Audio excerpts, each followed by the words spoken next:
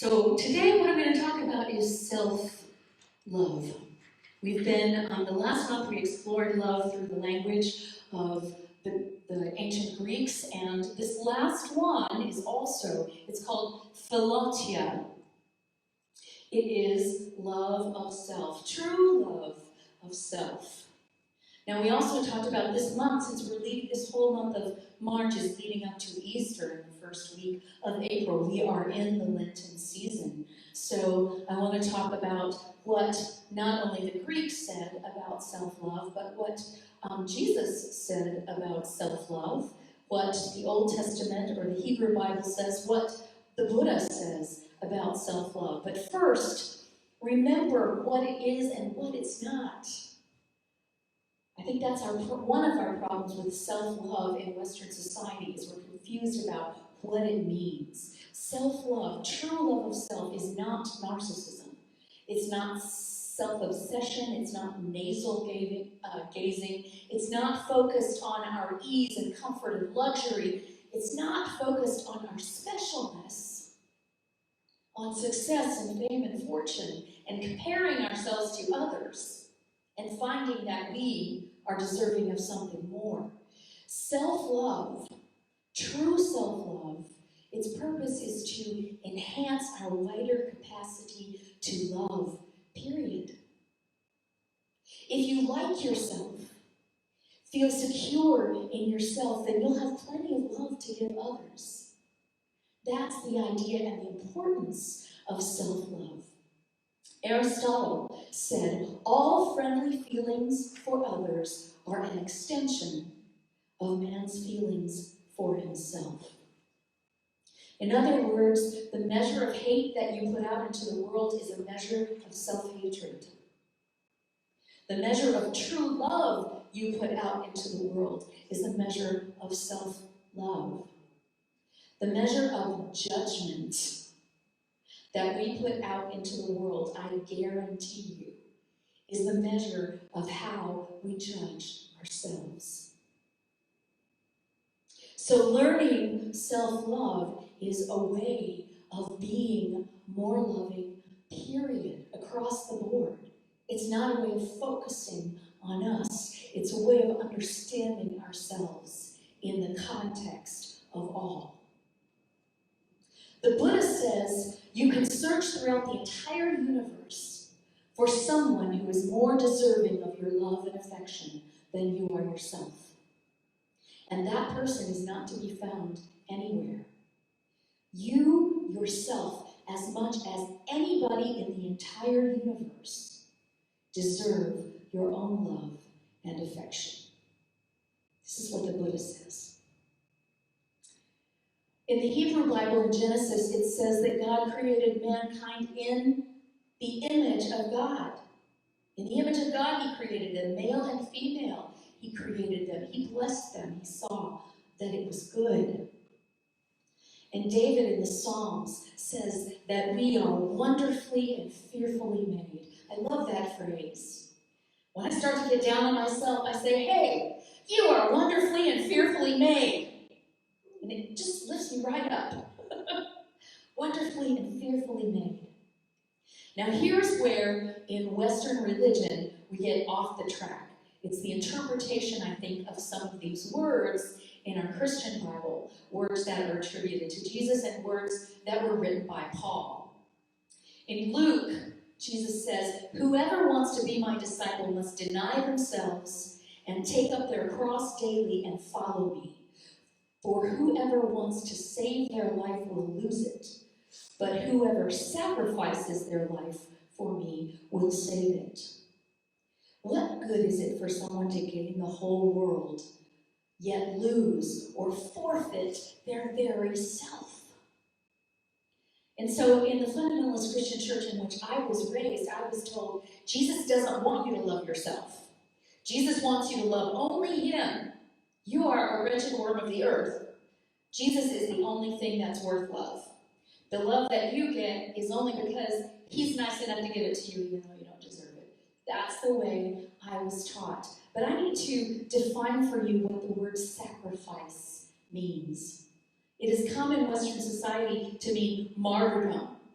giving up something, of denying ourselves for the good of someone else. Sacrifice is from the Latin word sacrificium, which is a combination of sacer, something set apart from the mundane, from the secular or the profane, and made sacred. Something not ordinary, something supernatural. And the second part of the word, facere, means to make. So, in other words, sacrifice means to make something holy, to make it sacred, to regard it with love and admiration and respect, to understand it as something divine. So, to sacrifice my lowly ego self, which tells me all kinds of lies all the time, in order to serve my highest good, that means I make sacred. I take the decisions that I make about my life, the choices I make every day, and I make an effort to make them sacred choices. To rise them above the ordinary ego that says, this is good, this is bad, you'll never have this, you're not good enough for that. All of those judgments. But to say, how can I make this sacred? How can I make my life sacred? The other thing that Jesus said, which I love, he says, whoever welcomes this little child in my name welcomes me, and the one who sent me. For the one who is least among you is the greatest. It is the one that is least among you that is the greatest. It is the child that is the greatest. So what does that mean? Means you have to give up being great in order so you can be least? No, least to me, and I think in the way that Jesus was using it, means absent of the stuff. Least means without the roles, without the opinions, the thoughts, the judgments, without the scheming and the conniving to figure out how it is I'm going to survive in this world where everybody's against me. Letting go of all that and becoming as the child. Just unlayering and coming back to the truth of who I am, who I was born to be, born from the strength of love. Nothing needs to be added, in other words. You can unlayer some things, but you need nothing added in order to be the greatest. It is when you are at your least, worldly wise, that you are at the greatest. Paul also says, we love because he first loved us. And in Timothy, it talks about when the end times will be when people become lovers of self rather than lovers of God. Well, once again, this is a misunderstanding and confusion about what self-love is. See if these words ring a bell for you. Who do you think you are? Anybody ever heard that from your parents, from your teacher, from your boss, from your child? Anybody ever heard that? Who do you think you are? This idea of you're getting too big for your britches. Well, here's the deal. When we are receiving the messages from the collective, unconscious ego, which says you have to being yourself is not enough. You have to be better.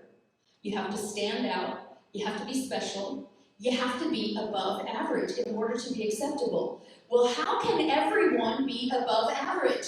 The average just keeps rising, right? So by saying that in order to be above average, or in order to be good or be lovable, you have to be above average, you're automatically saying that everyone who you consider below your average is unlovable? No, that's not the way the world works. That's not the way the divine works. That's not truth of life as I understand it. At its truest, deepest level, self-love is love of God. In other words, God is the shorthand I use for the one love that is the source and substance of all. So it means surrendering all of the layers of stuff we put over, all of the ideas about life, all of the education and the knowledge we've gained and get to the heart of who we are. That self-love, when we love that, then we love the whole. We love the whole. And when we refuse to love this, no matter how much we say, I want to sacrifice myself for the world, I want to love everybody, if we leave ourselves out of that equation, then we are not loving everybody. And as a matter of fact, by not facing and loving ourselves, we are standing in our own way. Because you truly cannot love.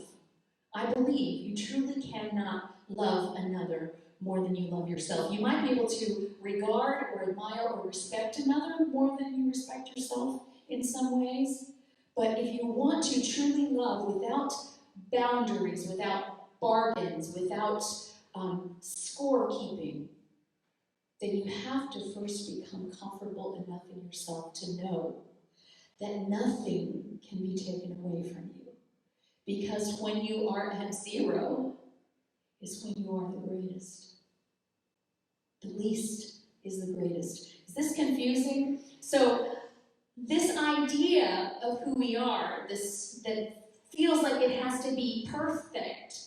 Perfection is the enemy of self-love, y'all. Because you are not perfect, I'm not perfect, we're never going to get it completely right. It's never going to be completely perfect because we're living in this world where anything can happen literally at any moment. And so we set ourselves up to say, I'm not going to ever love myself. If there's any part of me that says, I will love myself when I have perfected this or that about me. Not going to happen. So you've already closed the door on love. Okay. All of these were not made in the image of God. All of these were made in the images passed down to us by family, by parents, by the collective unconscious of all of the generations that lived before us that made them pass it down to us. It is from the media. It is from our peers. It is from everyone around us who also does not know their own worth. Which is why they can't truly see yours. And not knowing my own worth keeps me from seeing yours. You not knowing your own worth keeps you from seeing mine. We have to. This isn't, the older I get, and I mean, I've been hearing this, I think I saw Leo Buscaglia on TV when I was like 11 going, you have to love yourself, everybody, give a great hug. Yeah, it sounds so cool. And self-esteem was like a big thing, 70s, 80s, 90s, self-esteem. What I'm talking about is not so much self-esteem. I've always thought that if you want to esteem yourself, you need to do some esteemable things. You shouldn't feel great about yourself when you're doing things that are harmful to others. But what if you rephrase that from self-esteem to self-compassion? Which means if you're doing something harmful, you notice it, you see it, you have the bravery to look at it, and instead of immediately locking yourself in a dark closet away from everyone else and falling into judgment and ruin, you have compassion. Well, look what I said, look what I did. That wasn't my best. What was that? I'm going to send some care to it. I'm going to send some compassion to it. I'm going to understand that there are reasons somewhere that allowed me to do this thing that I didn't want to do, or say these words that I didn't truly want to say, or even think these thoughts that I really don't want to think. When I send compassion to that, then I can heal it. When I punish it and lock it in a closet, it only gets worse. So hopefully I've covered what self-love, which I'm now going to call self-compassion, is. So then how do you get it? How do you get it? Self-love is number one, the love of the truth. And we avoid the truth because we're so afraid that we're going to get locked in a dark closet, that we're going to lock our own selves in a dark closet if we don't look good enough, that we tell ourselves lies so we can feel good enough to stay out of the dark closet at least part of the time. So self-love starts with truth. It starts with self-truth. It starts with, here's the truth of me. I'm not the best, and I'm not the worst. I am not an angel, and I'm certainly not a demon. I'm a human being with a perfect glowing soul and an ego and a whole world of form that is giving me messages that don't tell me the truth about myself. So I am going to be courageous enough to look at what the truth of me is. That's the first thing. What is the truth? And when you know, when you agree beforehand that whatever the truth is, you're not going to judge it, you're not going to lock it in the closet, you're not going to spank it, you're not going to throw it away and never speak to it again, then it has the freedom to come out. You know, in dog training, one of the first things you learn is when you call your dog, when you say come, always, always, always give it a happy greeting. Never punish it when it comes, or you will teach it to not come when you call it. It has to trust that coming to you is going to be a good thing. Discipline has its place, but first it has to trust that you are safe. Y'all, take this lesson into yourselves. You have to trust that you will be safe with yourself before you can tell yourself the truth. So make a deal ahead of time. I'm going to make a safe place for me to speak what my truth is. To me, I don't have to share it with anybody else. To my own self. And whatever is revealed to me, I will send care to it. I will send compassion to it. That's all it is. Trying to look for proof of our worth is the wrong way around. Knowing that we are worthy allows us to then see proof. Love, acceptance, compassion, kindness, care, wanting the best. Do you not want the best for yourself? Of course you do, and I'm not talking about a $400 pair of shoes or a trip to Jamaica. I'm talking about the best for yourself. Love, wholeness, peace, the ability to sleep at night. The ability to know at all times that, man, you might not be doing it perfectly, but you're doing your best. And you're supporting yourself in doing your best and allowing others to support you in doing your best. Researcher and writer Tara Brach, who also is a Buddhist meditation teacher, talks a lot about self-compassion, and she frames it in this way, that we are all in a trance. We have completely bought into it. That is the trance. And from that, while we're in that trance, what we're doing is anything to avoid waking up. Anything to avoid the pain of awareness. Anything to avoid the vulnerability. And so we live from the neck up a lot of times. Or we live only in our bodies without connecting them to our minds. Or we live in our minds and we don't connect to our hearts. We have ourselves in pieces because we're trying to not feel the pain. Because knowing that I did something that's not esteemable is painful for me. Knowing that I may have hurt someone is painful for me. Knowing that I have a habit or an addiction that hurts myself on a daily basis is painful for me. And so to stay in trance means to do whatever is possible to not face that. To awake from trance, to be willing to have compassion for myself, is to be willing to feel the pain of saying, look at this thing. It's not pretty. I don't like it. It's harmful. And to send myself care. Not pity, but true care. To allow myself to feel whatever it is that I feel. Because the only way to the other side of the feeling is through it. Avoiding it, you'll never get to the other side. You'll carry that fear with you forever. The only way to the other side is through. And so our awareness is where it starts. Every awareness is an opportunity for compassion. It's an opportunity for intimacy. And a good way to start training ourselves to become aware is to get aware of what's going on in our bodies. Because we are often reacting from the sensations that we're feeling in our bodies that we're not even conscious of. I got embarrassed. What happened in my body? My adrenaline rushed, my cortisol rushed in, my blood pressure went up, and my face flushed. And so, I need to make that someone's fault. What if I just feel it? Wow, I'm really feeling embarrassed right now. That hurts. What if I hold myself gently while I hurt from the embarrassment and find my way through to the other side?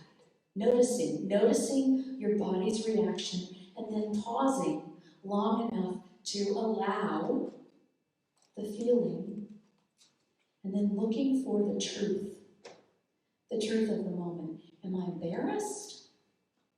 Did I actually do anything wrong? Am I feeling shame? Maybe I'm feeling shame. Oh yeah, that's shame. It feels terrible. So where's that shame coming from? Did I do something to be ashamed of? Maybe I did, maybe I didn't. But I get to keep going, okay, shame, I love you too. I love you still. The Buddhists use the words, this too. Whatever it is, welcome it in. Oh, this too. It's not shame, it's fear. I'm afraid that I'm going to lose something that I have. Well, I have to have compassion for fear. Okay, this too. What's underneath the fear? You keep going, and what will happen is that you will get to the other side. You name it. What is it? Name it. See it. Not judge it. The moment you judge it, you have called your dog and then beat him, and he's not going to come to you the next time. So you don't judge it. You just say, doesn't feel good. I don't like that. But I can offer care and kindness to it, and then go deeper. What else? And then accept it. This too. And then release it.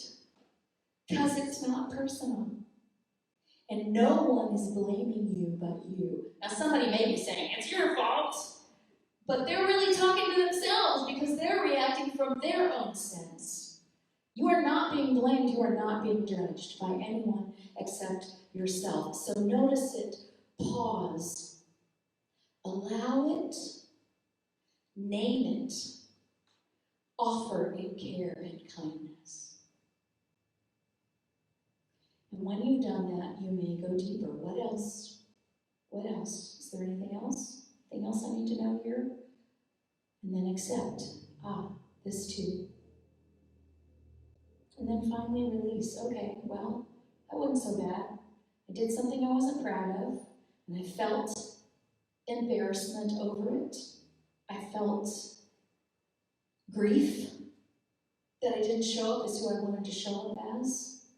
And I allowed myself to feel that pain, and I lived through it. And maybe by not avoiding it, I will be more mindful next time the situation comes up than I would have been if I immediately pushed it away or pushed the blame onto someone else. Send care to yourself. I want to read, as we close here, an example from this book. This is a man who had been teaching about Buddhist practice for years and years. He was a professor. He was about 70 years old, and he had fairly recently been diagnosed with Alzheimer's. But he was in the very early stages, and it usually didn't really affect his life that much. And as Tara is writing about him, this is in her book, Radical Acceptance, says his attitude toward his disease was interested, sad, grateful, even good-humored. Intrigued by his resilience, I asked him what allowed him to be so accepting. He responded, "It doesn't feel like anything is wrong. I feel grief and some fear about it all going, but it feels like real life." And then he related this experience from early in his disease. He had occasionally given talks about Buddhism to local groups and accepted an invitation to address a gathering of over 100 meditation students. He arrived at the event feeling alert and eager to share the teachings he loved. Taking his seat in front of the hall, Jacob looked out at the expectant faces before him. And suddenly, he didn't know what he was supposed to say or do. He didn't know where he was or why he was there. All he knew was that his heart was pounding furiously and his mind was spinning in confusion. Putting his palms together at his heart, Jacob started naming out loud what was happening. Afraid, embarrassed, confused, feeling like I'm failing, powerless, shaking, sense of dying, sinking, lost. For several more minutes he sat, head slightly bowed, continuing to name his experience. As his body began to relax and his mind grew calmer, he also noted that aloud. At last Jacob lifted his head, looked slowly around at those gathered, and apologized. Many students were in tears. No one has ever taught us like this. Your presence has been the deepest teaching. So rather than pushing away the experience and deepening the agitation, he had the courage, backed by years of training, this is why we practice, simply to name what he was aware of and to bow to his experience. In some fundamental way, he didn't create an adversary out of his feelings of fear and confusion. He didn't make it wrong. What if you were able to just name what was going on with you and be its friend rather than its adversary? Make it just something that's happening rather than something that is wrong. And allow yourself to ride through it to the other side. This is something, sometimes I speak from my mastery and sometimes I speak from my growing edge. This is my growing edge. But this is a practice that I've been working with for the last maybe month and a half, of just naming what it is. Not aloud to other people, I'm not there yet, but to myself, to face what it is, to face my own fear, to face my own feelings of unworthiness, instead of going, how long have you been a minister? You ought to know better by now. I say, babe, there you go again. I'm sorry that you're feeling that way. It hurts. I feel it. I feel it, and I love you anyway. When I am able to do that with myself, then I am able to take my judgment of others way, way, way, way down. And that is the ultimate awareness of ultimate truth. Self-love is the ultimate awareness of ultimate truth. We are all worthy. We are all deserving. We are all the one, life and love. So who do you think you are? Well, I am a living expression of the living God, one with all. And so are you.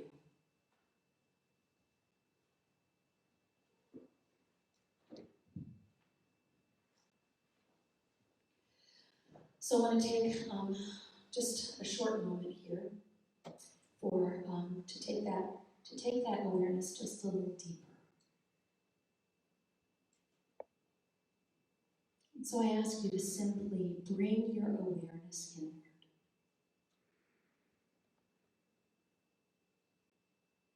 If there's anything in your body that's calling your attention, give it some attention, send it some care,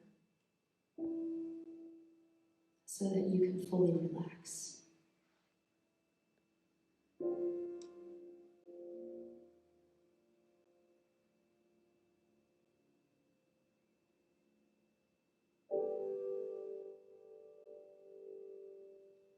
Now take a moment to just ask yourself, how am I doing?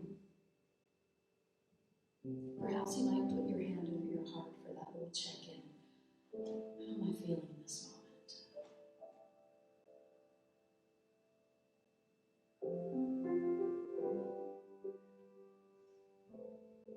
And whatever it is, give it a name and say, okay, I care. This matters. Just send that care.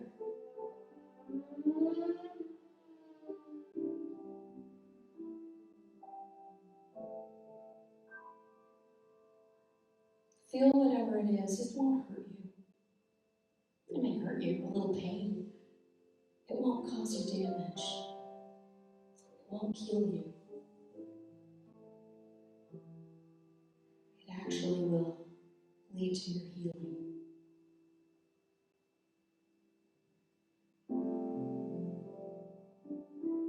And if you've been able to relax into that at all, you might get brave and say, what else?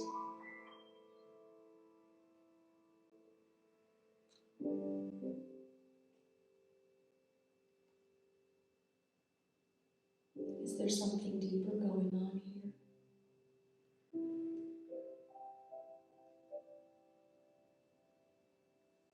Something that I may have been trying to avoid or not look at. It's okay.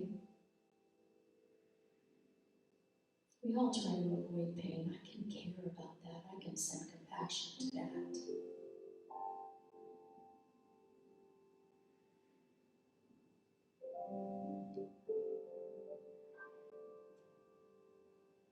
I can say, welcome, this too.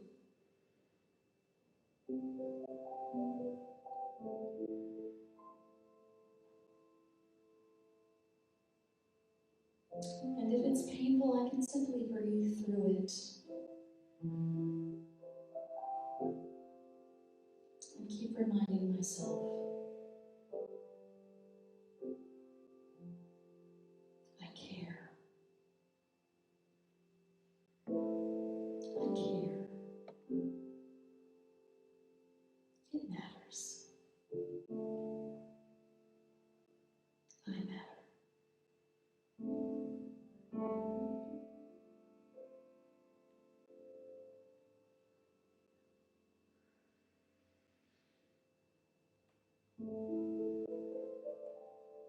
You can ask again, anything else?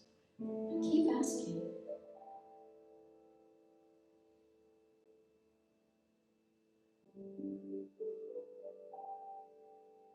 You may not reach the bottom of it today. That's okay. If you haven't healed it, it'll come up again. And you'll have this opportunity to either run and avoid it, or pause and breathe and welcome and send your compassion.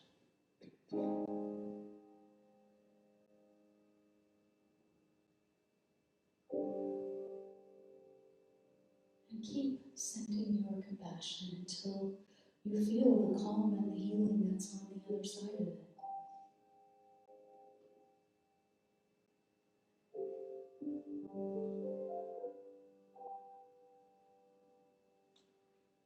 This is a practice that will bring healing.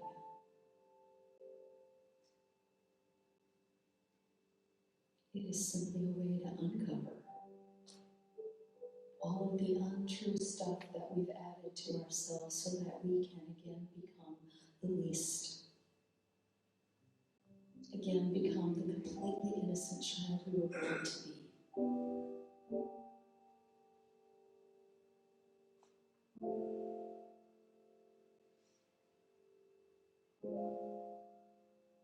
It will reveal our true magnificence.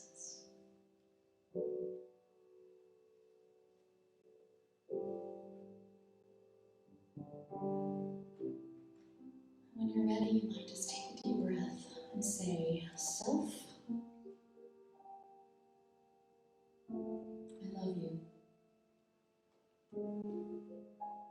Whatever you do, whatever you think, whatever you say, I can work with that, but it doesn't mean that I will ever withhold my love from it again.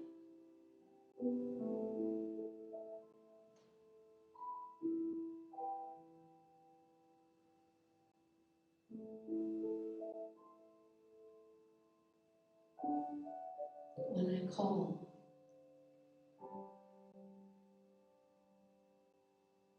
I will hold a safe space for myself to come and reveal the truth of myself.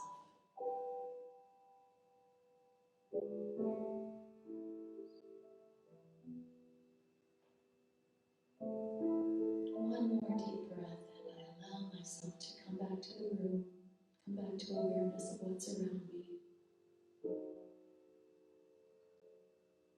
Say a word of blessing, a word of thanks, and amen.